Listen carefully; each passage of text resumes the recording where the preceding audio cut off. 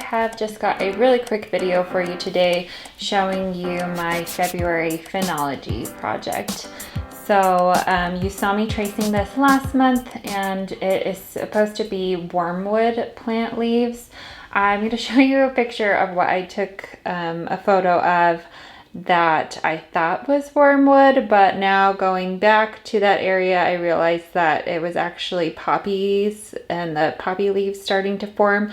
So this isn't wormwood, but I can't show you the picture I based off of the internet. I just looked at pictures on the internet because I knew that what I had found wasn't wormwood. But anyway, the leaf structure is super similar to poppy leaves, which is unfortunate because for March I am planning on embroidering a poppy. So I think the leaves will be smaller on the poppy, so hopefully it doesn't blend, and I'll use a different shade of green for that one.